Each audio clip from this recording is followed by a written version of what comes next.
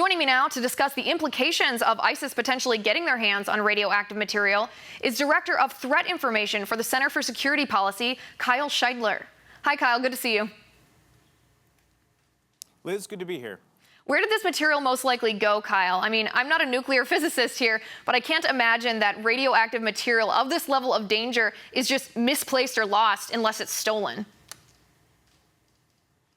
Well, that's right. It was most certainly stolen. Iraqi security officials say that, according to their investigation, there's no sign of a break-in, no sign of forced entry. So most likely it was what they might call an inside job, someone who had access or could help others gain access to the facility. Unfortunately, who that could have been is probably a pretty long list, but I'm sure they're working their way down through the various suspects.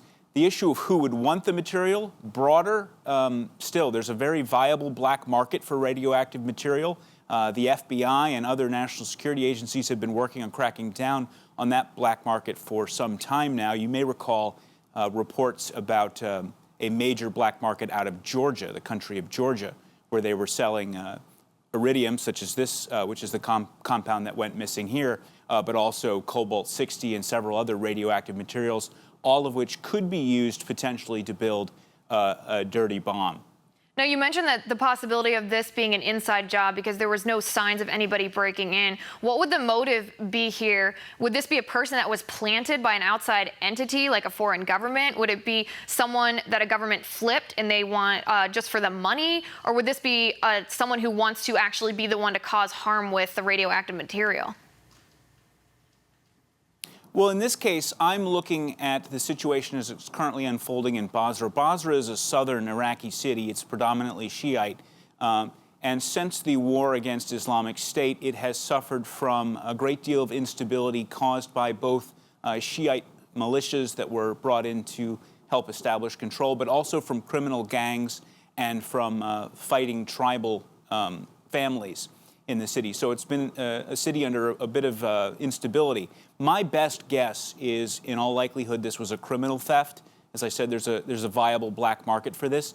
And that's actually, in my view, almost more frightening because once it hits that black market, they have the ability to move the material and deliver it into the hands of those who want it. So my concern would be that it leaves Iraq and then there's a global hunt for it. The good news is the United States and its intelligence agencies is pretty good with tracking radioactive material. We've had a long history of it, and since 9/11, we put a lot of resources into managing this. My concern on that, however, is that the Iraqis did wait before getting a hold of us and letting us know that it went missing. So the longer they waited for our assistance, the harder the hunt becomes. So hopefully they'll pick it up before it leaves Iraq and hits that global black market. The other thing that you should be aware of is this is certainly not the first time a material like this has gone missing. Material has gone missing of this very type within the United States itself, within Mexico, within certain European countries. So this sort of theft of radioactive material does occur on a, I don't want to say regular basis, but it is, like I said, a thriving black market. So we should really be looking not necessarily at the specific case, but how we can manage to crack down on that black market overall. Now, whose material was this in the beginning? I know it was stolen from Iraq, but it was owned by a private company, was it not? So the material is used primarily to help track weaknesses in oil pipes and oil wells and this sort of thing. So it's used in a vetting and inspection process. Now, Weatherford, the U.S.-American company, owned or operated the facility, but it was being run in conjunction with a Swiss company called SGS, whose Turkish branch actually had management. So Weatherford is saying that SGS holds responsibility for what goes on at that facility, whereas SGS has said no, the responsibility lies with Weatherford. Now, that may be an issue which ultimately gets decided by lawyers if someone gets litigious. But in terms of tracking down the material, I don't know that it necessarily will play a big role in determining where the material went.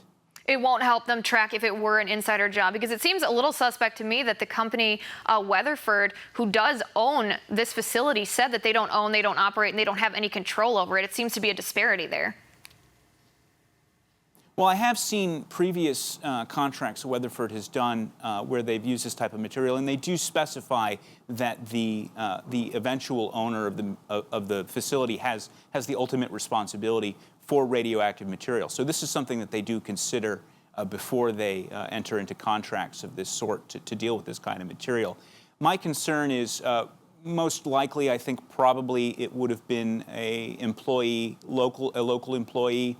And so someone hooked up into that local black market in Basra would be my guess.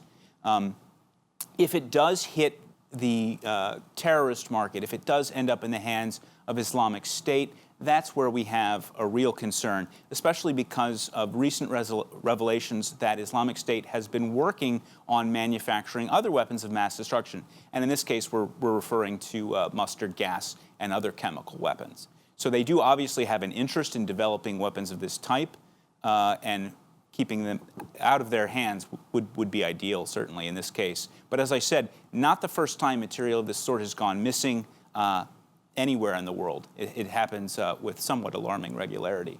Right, and speaking to a point you made earlier, and I'm glad to hear that you say that you do have confidence to a certain level in the United States intelligence agencies tracking this sort of radioactive material. The State Department has said they have no indication that it's fallen into the hands of the Islamic State as yet. But you also mentioned that this happened in November, and places weren't notified of it right away, so there could be that gap. Kyle, we are out of time for today. I appreciate your insight on this topic. Hope to